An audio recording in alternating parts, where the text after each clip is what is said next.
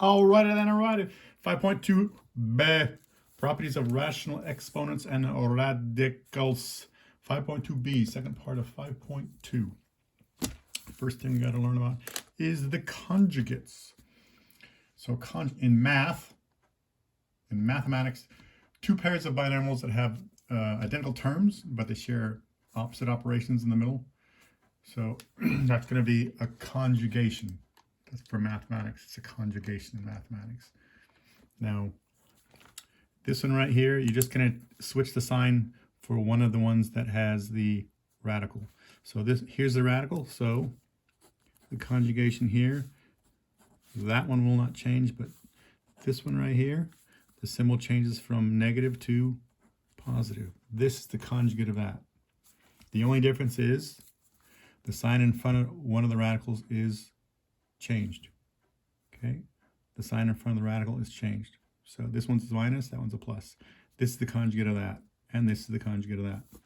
This one, the conjugate is 7 minus square root of 2. There's two radicals. What? You can't come. So you only need to pick one of the radicals to switch the sign. And it's usually easier, I find, the second one, the one to the right. So I'm going to switch this one. This is the conjugate of that. This one, the radical happens to be over here. So in this case, this sign we're going to change. So that becomes, this is the conjugate of that. Okay, and that's for mathematics. Now, if you're talking, excuse me, if you're talking about in English, the conjugation for verbs, like run. So singular, I run, you. In the second person would be you run. Third person, singular, he runs, she runs, it runs, one runs. I run, you run, he runs. If it's plural, first person, we run. Plural, third person, they run. Is it really a plural second person? Maybe in the US, y'all. I guess y'all. Now, you also do that for, well, if it's past, present, or future. In the past, I ran, you ran, he ran. In the future, I will run, you will run, he will run, we will run, they will run. And predicate and all that good stuff. But sorry, I digress. That's for languages. Used for different people, different times. I, me, you, we, singular, plural, all that good stuff. I would suggest, if you're interested in learning English just a little bit more than you know right now, learn a foreign language, because when you learn a foreign language, the stuff that happens in English, you realize, wow, this is the way they do things in that language. In English, we do things slightly differently. Other languages have certain themes and factors and way they run the language, and English sometimes doesn't have that kind of stuff. So in Spanish, the word lo, L-O, that doesn't really exist in English, okay? And it happens, same thing in French and German and Chinese and all that good stuff, but that's language stuff, sorry. So I digress. So conjugates, we're gonna need this right here. So if we need to simplify this, now, why do you need another conjugate for this stuff right here? So if you have a denominator that has a sum or a difference involving a square root, involves a radical, then you're going to have to multiply both the numerator and denominator by the conjugate of that denominator. So what's the denominator has a radical, so it involves an addition or subtraction. Okay, addition or subtraction. So the denominator, the conjugate of that is 4 plus root 5. You're going to multiply the numerator and denominator by that. So the denominator is this.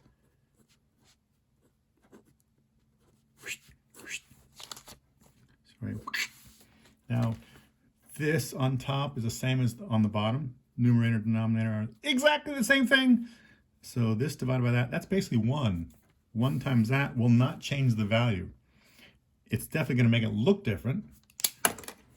Okay, we're doing this just so to simplify it. Because remember this one before, to simplify it, you cannot have a radical in the denominator, and right now we have a radical in the denominator.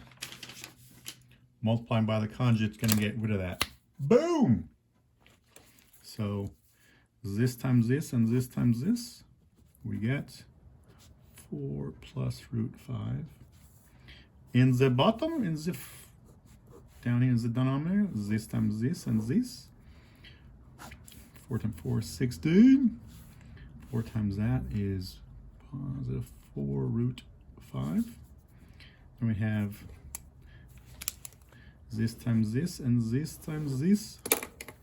This times this is minus 4 root 5. This times this is minus square root 25. Okay. In the top, can you simplify it? No. In the bottom, can you, hey, look at this. A positive 4 root 5 and a negative 4 root 5, those cancel each other out. Square root of 25 is 5. So we have 16 minus 5 is 11. Boom. This is your answer.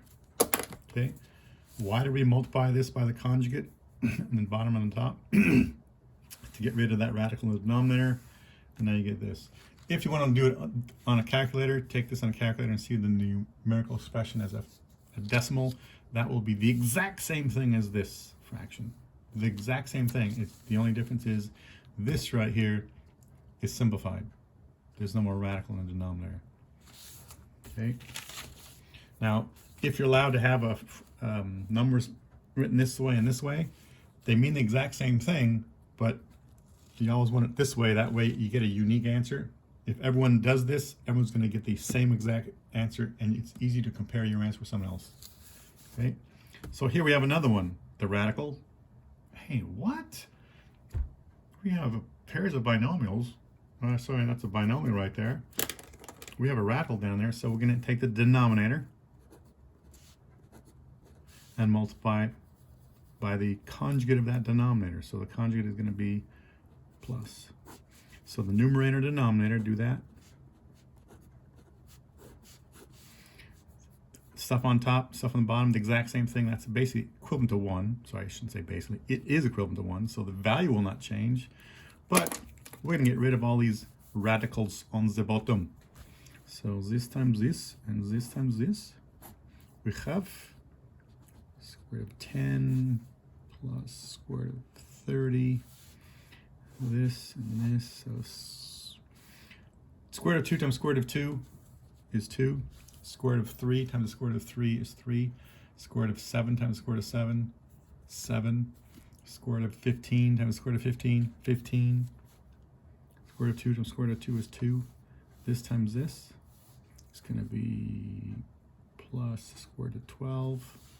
This times this is minus square root of 12. This times this. Square root of 6 times square root of 6 is 6. So minus times positive is negative. So here we go. Hey, look at this. These two cancel. What we have now is, we have the 10.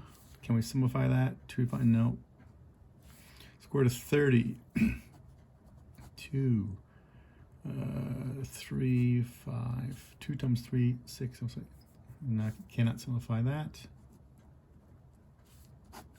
2 minus 6 is a negative 4. Some books write it this way. Other books write it as negative square root of 10 plus 30 over 4. Some books just take that negative way out front like this. So you can do it either way. You can do it either way. It depends on the book. Okay. So next one, letter C. In this case, this times what? Yeah, let's check this out here a bit here.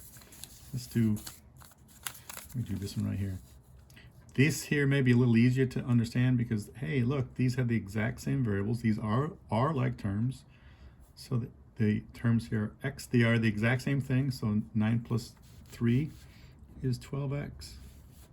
These are the variables, the exact same variables. Yes. So 3 plus 9 is 12x, y.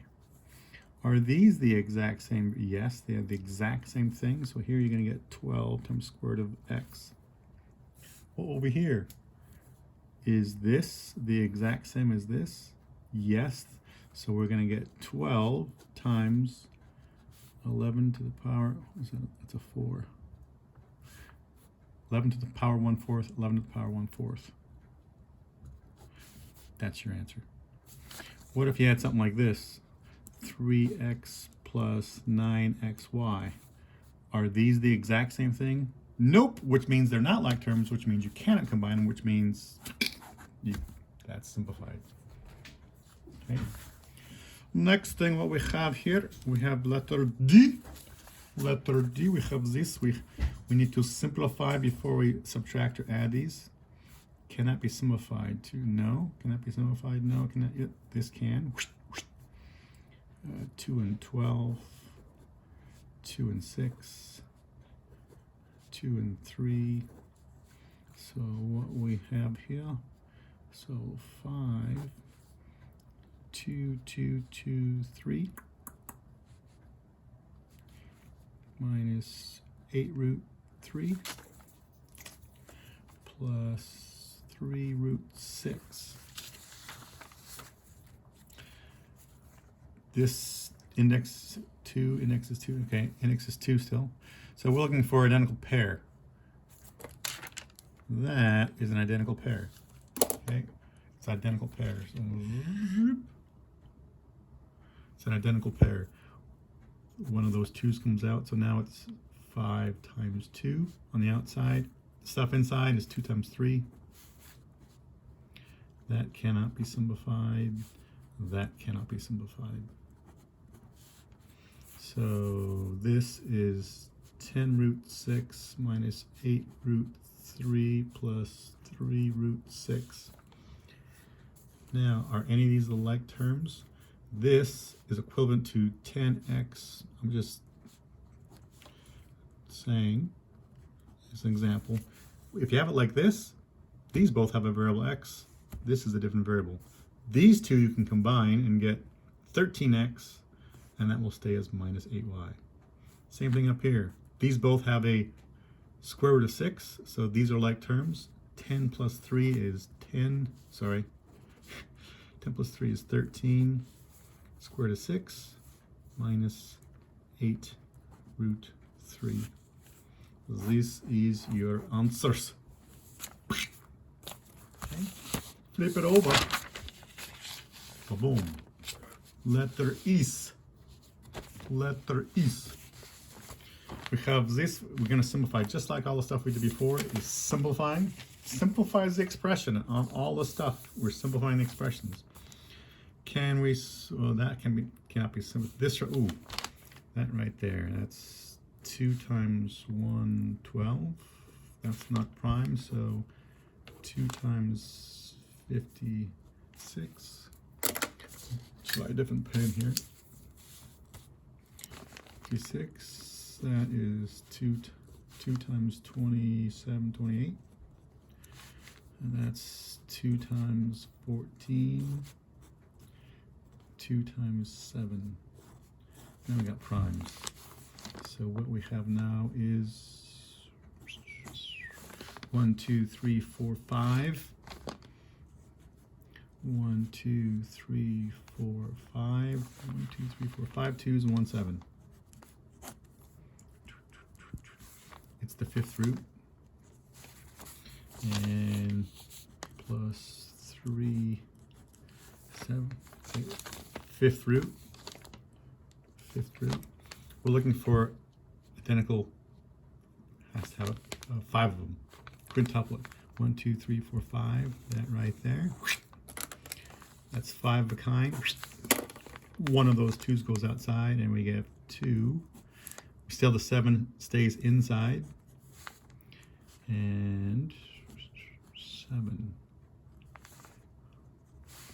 These are the exact same thing. The 5th root of 7, and that's the 5th root of 7. So these are like terms. We combine them. 2 plus 3 is 5. And so we have 5 times the 5th root of 7. Okay. this is your answer. Boom. Then we have the notes on the bottom of page 246. On the bottom of page 246, you need to put this in your notebooks. Probably a little bit too close for you. Okay, when n is odd, you can just get rid of the radical and when the index n, when it's an odd number, an odd integer, you can just get rid of the powers of n and that radical. In this case, just get rid of the 7s and that radical, and it's going to stay as 5. In this case, get rid of the 7s and the radical, and it will stay as -5. Okay, when n is an even number, so when n is even, you still get rid of them, but in this case, you have to say x is the absolute value. It's no longer going to be negative, because if n is, say, if x is -2, -2 raised to the 4th power, and that's the index is the 4th root. -2 to the 4th power, 2 times 2 is 4, times 2 is 8, times 2 is 16. It's going to be a positive 16, and the 4th root of 16 is a positive 2. So if you start off with a -2 as x, when you end up out here, you're going to get rid of all the negatives, so it's the absolute value. So here's an example right here. In this case, that number is positive, so it doesn't really matter. In this case, this number is negative, so the absolute value of -3 is 3. There you go. Keep that in mind. We're going to use that stuff as we go along. Probably right here, because I just put it right before that one. Usually means, hey, we're going to need it. Okay. So, again, simplify this materials. So, up here, I could write m out 16 times and say, oh, I'm going to look for multiples of 4. You know, what's an easy way of doing this? 16 divided by 4. How many times does 4 go into 16? It goes in there 4 times and there's no remainder. Huh. What about this? 16 in the bottom. That's the same as 2 to the 4th power. Here, let me just redo this again. Instead of m to the 16 to the 4th power, or to the 4th power. 16 divided by 4. 4 times, it goes in there exactly 4 times. There is no remainders. 4 divided by 4 goes in there once. There's no remainders. 4 divided by 4 is 1. There is no remainders. Okay, so here we have, excuse me, here we have, the index is 4. So what we have here, we have to have a m. This right here, sorry, this is going to be absolute value of m and absolute value of r. Since m to the 4th power, that's going to stay, that'll get rid of negatives. So you really don't need an absolute value on the top. You do need here because this is an odd number. Okay, next thing you need to be aware of is anything in the denominator can't be 0. So you cannot have r be 0. So that should have been r. R cannot be 0. Boom, boom, boom, boom. There's your answer. Okay. Next one. G. G, your hair smells terrific. Old commercial. In this case, M.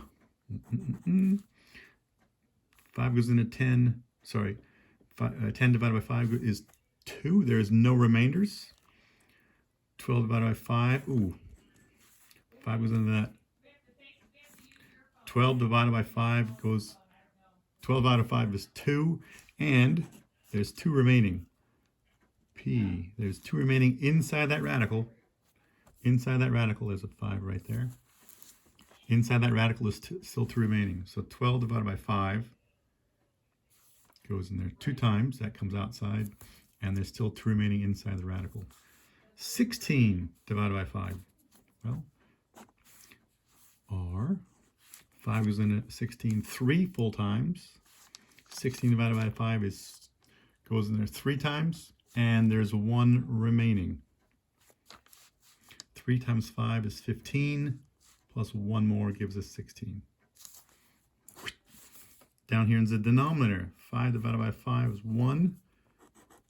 1, so end of the first. V, the power of 10. 10 divided by 5 is 2, so it's V to the second, and there 10 divided by 5 is exactly 2. There's no remainders.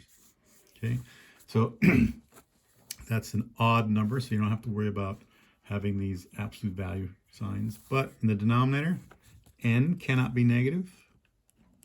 Oh, I mean, sorry, these cannot be 0. That cannot be 0. V cannot be 0. This is your answer. It's that whole thing right there.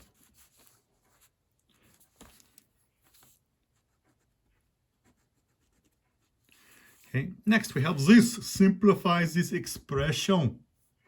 Okay, so hey, it's a square root. Square root of 81. 9. Okay, then we have that chart that we made. Remember that chart that we made? Sweet. Good thing we have that chart. Fine. So 7 divided by 2. So we have A, B, C. 7 divided by 2. It goes in there 3 times. 2 times 3 is 6. Oh, there's 1 remaining inside. 1 of those remaining inside. 12 divided by 2 is 6. There's no remaining, so B 6. There's no, if you want to do this, there's 0 remaining inside. C, 9 divided by 2 goes in there 4 times. So 2 times 4 is 8, and there's still one more C remaining inside the radical. So that can be rewritten as 9, A to the 3rd, B to the 6th power, C to the 4th power. And inside you have an A and you have a C. This is your answer. Boom, done. That's simplified. Simplifies the expression. There's nothing in the denominator. Okay. And in this case, A, because that right there is an even number. This A, you'd have to have that as a absolute value. Even, but that's odd. So just the odd ones have to have an absolute value. Then, boom, boom. Ah, I see you. So simplifies this stuff. Hey, 2 goes into both of those. So does 3, 6, 9. 9 goes into both of those. 9 goes into that twice. 9 goes into that 3 times. So you have 2 in the numerator, 3 in the denominator. These are the same base. Now we're using the stuff that we learned. This stuff that we heard the other day. In 5.1. So here we have the same base. W, we take the top exponent minus the bottom exponent. Here we have the same base, V. Take the top exponent minus the bottom exponent. So top exponent is 5/4 minus the bottom exponent 1/2. Okay, boom. And now we have to do all this and this. So what we have here is a way to communicate.